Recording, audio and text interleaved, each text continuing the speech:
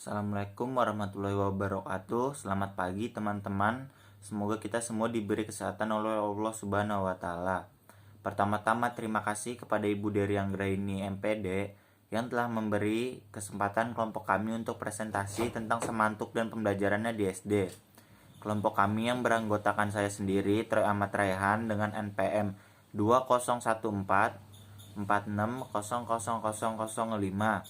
Lalu ada Mbak Afin Sanizar dengan NPM 201446000021. Lalu ada Mbak Aisyah Hanum Latifah dengan NPM 201446000019. Lalu juga ada Mbak Seli Krisdayani dengan NPM 201446000283. Dan yang terakhir ada Mbak Evi Kode dengan NPM 201446000017. Pengertian semantik.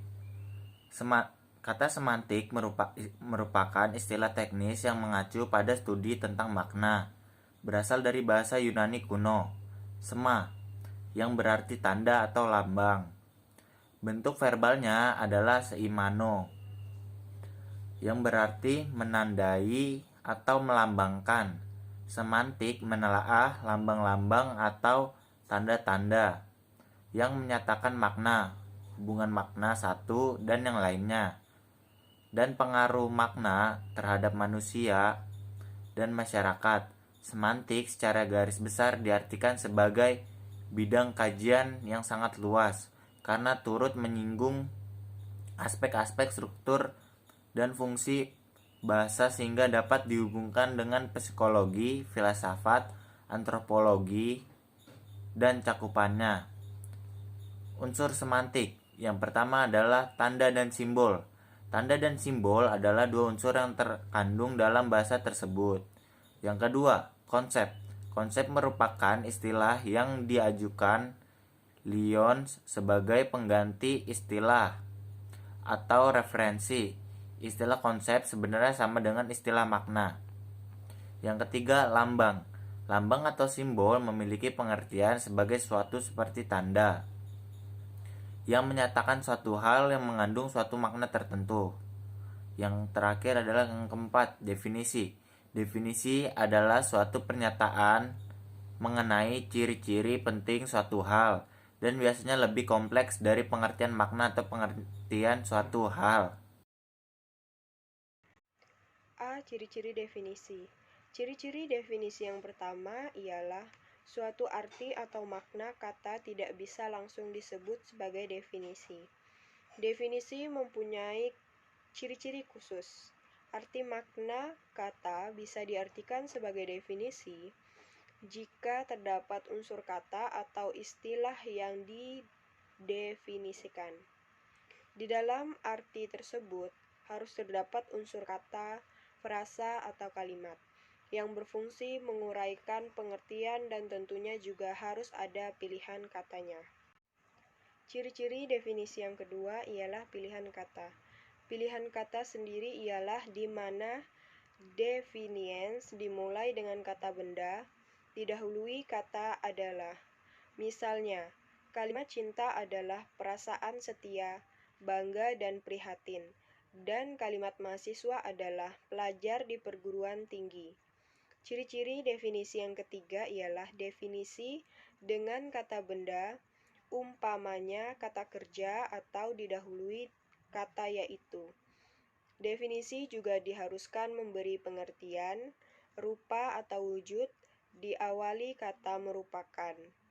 Seperti kalimat mencintai merupakan tindakan terpuji untuk mengakhiri konflik. B. Klasikal definisi. Yang pertama adalah definisi nominal. Definisi nominal berupa pengertian singkat. Definisi pada definisi jenis ini terbagi menjadi ada 3 macam. Pertama, sinonim atau padanan seperti kata manusia yang bersinonim dengan kata orang. Maka jika ditulis hasilnya adalah manusia ialah orang. Selanjutnya terkait dengan terjemahan dari bahasa lain. Yang kedua adalah definisi formal. Definisi formal disebut juga definisi terminologis, yaitu definisi yang disusun berdasarkan logika formal yang terdiri dari 3 unsur. Struktur definisi ini berupa kelas, genus, dan pembeda atau diferensiasi. Ketiga unsur tersebut harus tampak dalam pendefinisian. Yang ketiga adalah definisi operasional. Definisi operasional adalah batasan pengertian yang dijadikan pedoman untuk melakukan suatu kegiatan atau pekerjaan, misalnya penelitian. Oleh karena itu, definisi ini disebut juga definisi kerja karena dijadikan pedoman untuk melaksanakan suatu penelitian atau pekerjaan tertentu. Yang keempat adalah definisi paradigmatis. Definisi paradigmatis atau personal bertujuan untuk mempengaruhi pola pikir orang lain. Definisi jenis ini disusun berdasarkan pendapatan nilai-nilai tertentu. Fungsi definisi paradigmatis dapat dikategorikan menjadi 4. Bagian pertama untuk mengembangkan pola pikir, yang kedua untuk mempengaruhi sikap pembaca atau pendengar, yang ketiga adalah mendukung argumentasi atau pembuktian. C. Semantik dan jenisnya. Yang pertama, ada semantik konseptual. Semantik konseptual yaitu makna denotatif atau makna kognitif yang merupakan faktor sentral dalam komunikasi bahasa. Yang kedua ada semantik gramatikal. Semantik gramatikal atau makna gramatikal sama halnya afiksasi, reduplikasi, komposisi, atau kalmatisasi. Yang ketiga ada makna kontekstual. Makna kontekstual disebut juga makna struktural, karena proses dan satuan gramatikal itu selalu berkenaan dengan struktur ketatabahasaan. Yang keempat ada semantik leksikal. Semantik leksikal adalah makna yang sebenarnya, yaitu sesuai dengan hasil observasi indera kita. Makna yang apa adanya dan ada pada kamus. Maksud makna dalam kamus adalah makna besar atau makna yang konkret. Yang kelima ada makna konotatif. Makna konotatif merupakan makna lain yang ditambahkan di makna denotatif yang ada di suatu leksem. Yang keenam ada semantik peribahasa. Semantik peribahasa merupakan makna yang masih dapat ditelusuri atau dilacak dari makna unsur-unsurnya karena ada asosiasi antara makna asli dengan makna peribahasa. Yang ketujuh ada semantik asosiatif. Semantik asosiatif merupakan makna yang mempunyai suatu leksem atau kata yang berhubungan dengan terdapatnya hubungan kata dengan sesuatu yang ada di luar bahasa. Yang kedelapan ada semantik referensial. Semantik referensial atau referensial merupakan makna di leksem yang berdasarkan pada referensi atau acuannya.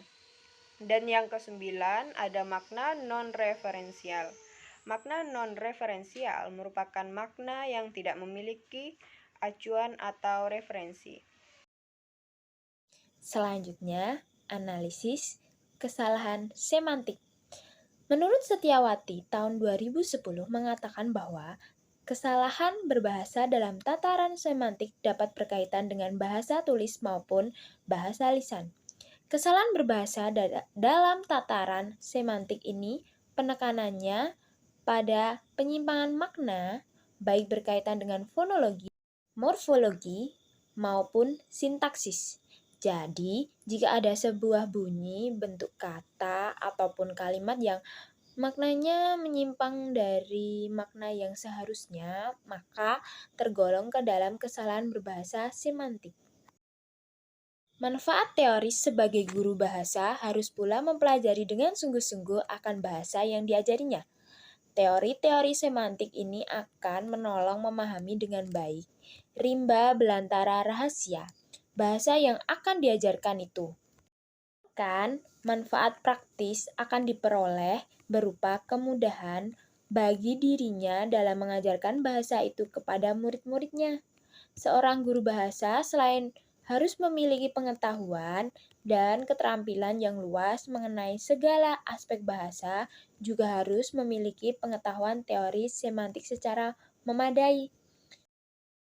Sekian presentasinya dari kelompok 8 yang sudah menjelaskan tentang semantik dan pembelajarannya di sekolah dasar.